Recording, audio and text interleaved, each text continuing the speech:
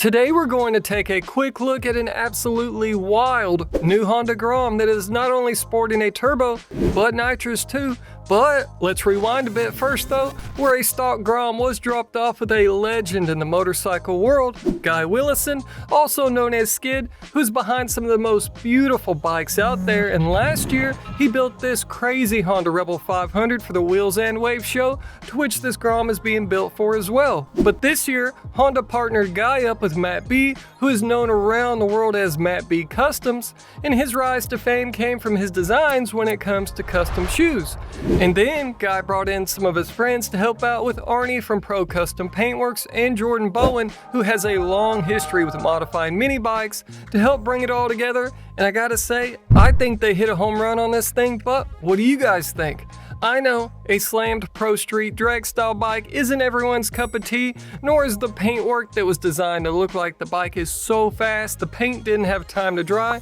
but you've got to appreciate the imagination and skills that it takes to build something like this. I love how they left some of the bodywork in its stock form, but ditched the triangle side pieces for some custom side plates, and that carbon fiber front fairing was an original design that Guy whipped up for his custom CB1000R build under the 5.4 brand, but was able to make it work here, and for me, that's the icing on the cake. Well, the real icing on the cake for me would be the engine, as I really want to see it in action, but they're still ironing out the kinks there, so sadly, no videos of it in action just yet. But if you'd like to help support this build though, and if you're watching this before the end of August, check out the link below and go vote for this bike or one of the other wild builds that were built for the Wheels and Waves show. And I'll have links below to Guy's channel so you can check out some super interesting behind the scenes info on this build from the man himself. But now I'm curious, what do you guys think about this one?